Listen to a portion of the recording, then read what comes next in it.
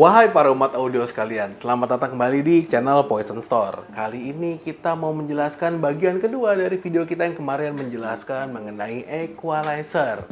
Untuk memahami equalizer dengan lebih mudah, kita sudah memisahkan di sini rentang kerja frekuensi menjadi 3 bagian, yaitu bass, mid-range atau vokal, dan treble-nya.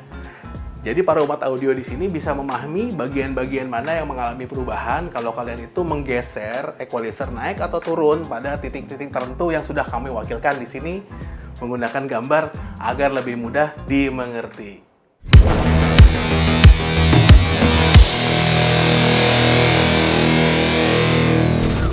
Agar yang di papan tulis ini lebih mudah dimengerti oleh para umat audio, terlebih dahulu kami akan menjelaskan apa sih yang sudah kami tuliskan di sini. Memahami equalizer dengan mudah, ini adalah tanda tanya sebetulnya. Tentunya, mulai dari pelajaran pertama di part 1 kemarin, kita kan sudah mengenal jenis-jenis equalizer. Nah, sekarang kita tinggal menentukan nih, agar lebih mudah mengerti bagian mana saja yang harus kita itu pahami bahwa itu adalah bagian bass, bagian vokal, dan bagian treble. Di papan tulis ini, kita memisahkan bagian tiang-tiang tadi dengan ukuran yang lebih ringkas nih. Jadi ini adalah equalizer 13 band grafik. 1, 2, 3, 4, 5, 6, 7, 8, 9, 10, 11. 11 maksud saya, bukan 13. Sorry kalau salah hitung. Kenapa kita persempit dia menjadi 11 batang aja, bukan 31? Papan tulisnya luasnya cuma segini. Kalau nanti lebih panjang, saya ngejelasin sampai ujung-ujung ke sana kan. Saya nggak kelihatan di layar kan. Nah, sekarang saya balik lagi. Kalau saya ngejelasinnya sampai sana, pasti nggak bakal kelihatan oleh para umat audio sekalian. Jadi, ini adalah yang sudah kita bikin peringkas. Jadi kita lihat dulu di sini. Di bagian atas di sini adalah nilai-nilai yang mewakili dari grafik equalizer pada umumnya 11 band.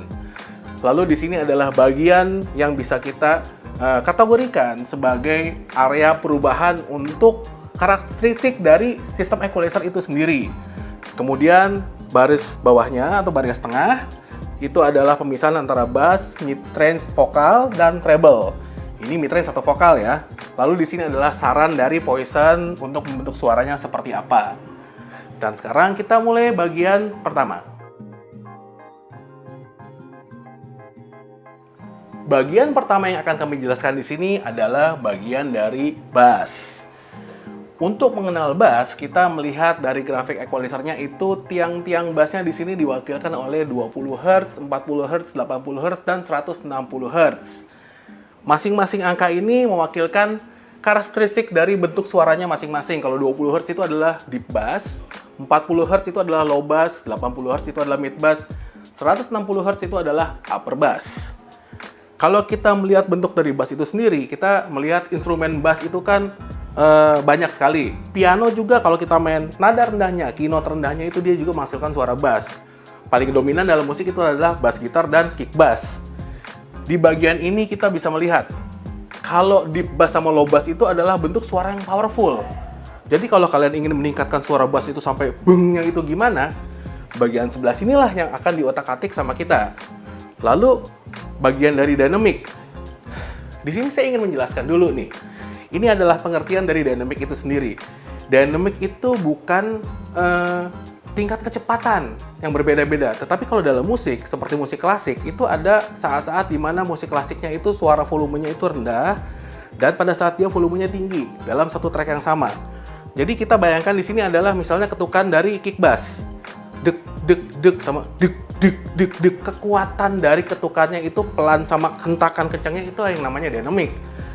Ini dibentuk di mid bass atau upper bass-nya juga. Jadi perhatikan, kalau kalian itu melihat musik, struktur musiknya itu tidak bisa membedakan antara ketukan bass pelan dan kencang, berarti area dynamic-nya itu salah. Itu yang harus kalian perhatikan untuk bagian bass-nya nih. Jadi ingat, 20, 40, 80, 160 Hz itu adalah bagian dari bass. Ini biasanya area subwoofer dan midwoofer. Lalu kemudian di bagian pertama ini, kita harus menghindari bass yang memiliki kesan menggulung atau madi atau bumi. Jadi untuk urusan subwoofer sebetulnya, banyak sekali sistem dengan speaker yang sederhana itu menggunakan subwoofer ukuran 12 inci. Itu tidak imbang, bassnya itu lebih dominan dan bentuknya itu seperti beng gitu loh. Padahal suara vokalnya itu lebih jauh dibanding bassnya. Jadi sistem audio juga harus mengimbangi antara ukuran speaker dan subwoofer terhadap jenis musik yang kalian ingin mainkan di dalam kendaraan. Ini adalah satu bagian penting supaya kita itu bisa menghindari kesan bassnya itu yang berlebihan dan aneh. Ini harus kalian perhatikan. Lalu, saran kami, ciptakan yang berkarakter, solid, dan clean untuk bassnya. Bass itu terlihat bersih, kecepatannya bagus, bentuknya solid, dan menyambung dengan seluruh struktur musiknya. Ini yang paling penting untuk subwoofer. Kalian harus perhatikan bahwa bass itu bukan semerta-merta kita pasang monoblok, terus kita pasang subwoofer besar, kita dapat suara yang kencang dan kuat. Padahal kita juga merasa di mobil itu overbass gitu jadinya. Ini harus dihindari.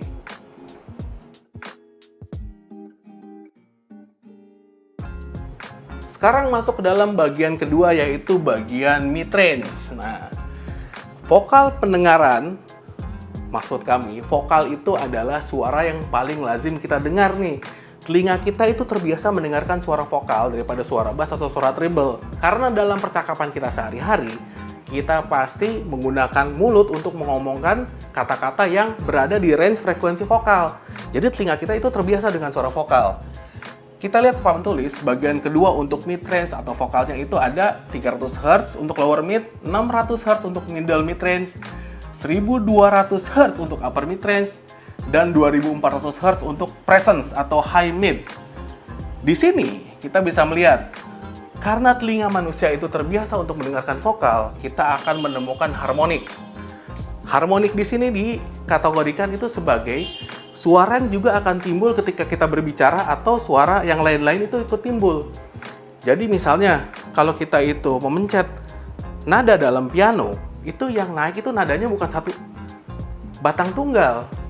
Bukan cuma tut gitu doang, tapi deng gitu loh. Itu adalah harmonik. Nah, bentuk harmonik ini itu nyamber sampai area tengah juga. Jadi perhatikan, ini adalah area yang penting supaya musik kita itu terdengar dengan baik dan jelas. Jadi harmonik di sini adalah bagian mid-range di mana kita itu harus benar-benar natural sekali suaranya. Lalu ada bagian presence, di mana kita itu akan membentuk clear atau kebersihan dari suara. Kalau mid-range-nya kita itu suaranya itu terlalu kuat dan menyemprot ke telinga, kita pasti nggak bakal suka untuk mendengarkannya. Itu yang harus jadi perhatian utama juga.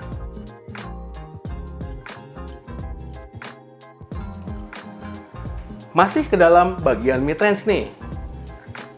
Untuk saran kami di bagian mid-range tadi, karena itu menyangkut harmonik yang juga membentuk seluruh bagian dari musiknya, di mana frekuensi tinggi dan rendah juga ada harmonik yang ikut bermain di bagian tengah. Hindari mid-range dengan kesan yang keras atau menyerang. Seperti saran kami tadi, kalau suara vokalnya itu nggak benar, seluruh musiknya itu pasti nggak enak untuk dengerinnya. Itu yang paling penting buat pendengaran telinganya kita, karena kita itu sangat familiar di bidang vokal.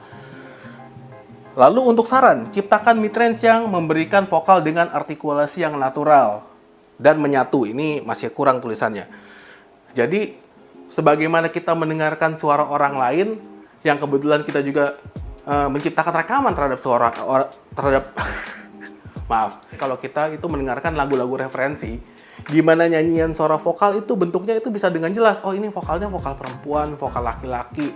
Bentuknya juga itu tingkat ketebalannya, bagaimana dia itu menyatu dengan seluruh instrumen musiknya tuh harus terlihat dengan jelas. Terdengar dengan jelas maksud kami. Nah, ini harus menjadi bagian yang juga tidak kalah penting dalam membentuk musik bass sama mid-range. Nanti kita akan masuk ke bagian treble.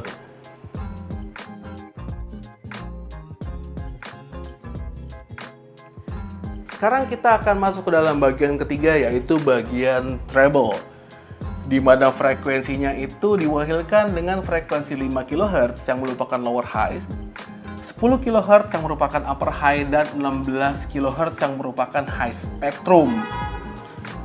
Twitter juga memberikan andil yang sangat penting di dalam sistem musik dan reproduksi suara dalam kendaraan. Karena clarity itu juga dibentuk oleh si Twitter.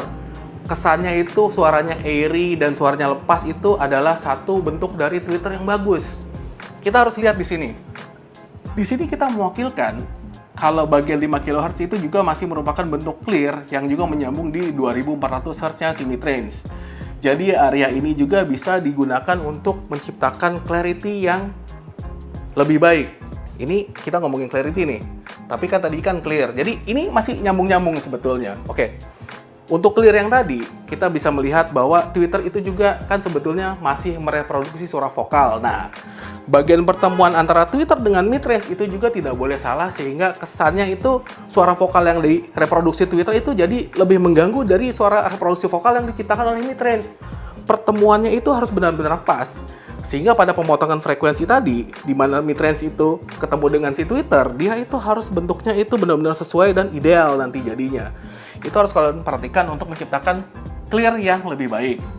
Untuk clarity, nah ini nih, di 10 kHz. Simbal misalnya, kalau ekstensi simbalnya itu suaranya bagus, panjang, dan lepas, itu kalian bisa menciptakan clarity yang baik di dalam sistem audio kalian. Ini juga penting.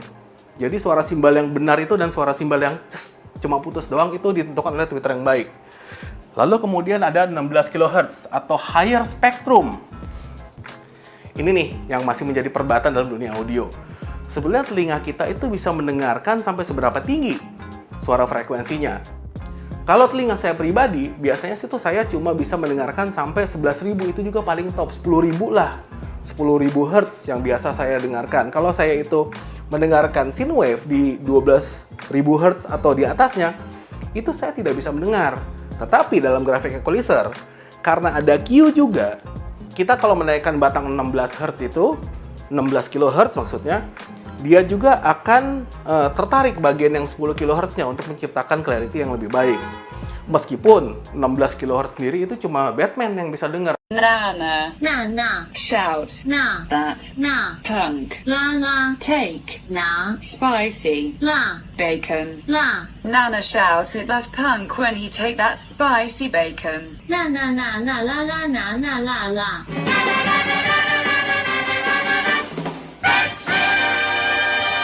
Itu kita tidak bisa mendengar, cuman binatang bisa mendengar. Nah, tapi dalam pendengaran reproduksi telinganya manusia nih, kalau reproduksi musiknya itu bisa menciptakan clarity yang bagus, itu suara lepasnya dan airy-nya itu terdengar sangat jelas dan sangat enak di telinga. Jangan sampai Twitter itu memiliki suara yang menyerang. Masih lanjut di bagian Twitter, untuk saran kami di Twitter itu, hindari Twitter dengan suara yang terlalu tinggi dan melelahkan. Nah ini, kadang-kadang ada yang dia itu kayaknya, Twitternya kurang nih di boost 16 kHz, telinganya nggak bisa dengar, ditarik terus sama dia ke atas. Yang tertarik itu adalah 10 kilo sama 12 kilonya. Nggak sadar itu. Karena cuma ada EQ doang, tapi RTA-nya nggak ada. Ini juga yang harus kalian perhatikan. Kalau telinga kita itu nggak bisa dengar, bukannya speaker itu tidak bisa reproduksi. Hati-hati. Ini bisa jadi pedang bermata dua nih. Clarity teman, pas lagunya itu EDM yang tiba-tiba musiknya kok telinga sakit banget. Itu tuh yang harus diperhatikan. Untuk saran, ciptakan Twitter dengan suara yang berkesan halus dan membaur dengan baik. Blending masuk kami. Jadi Twitter itu kalau dalam kurva referensi, ada 6 kurva referensi. Salah satunya milik perusahaan-perusahaan besar seperti Harman Kardon, BNO, dan sebagainya. Itu Twitter itu harusnya itu lebih ke roll off arahnya. Supaya telinga manusia itu mendengarkannya dengan lebih nyaman. Ini biasanya dilakukan untuk speaker-speaker high-end kelas tinggi gitu loh. Jadi kita harus meniru kurva itu supaya kita juga bisa mendengarkan kejernihan dengan lebih baik. Bukannya di over Twitternya itu kalau kurang. Hati-hati, ini adalah area yang cukup sensitif sehingga bisa membuat telinga kita kelelahan.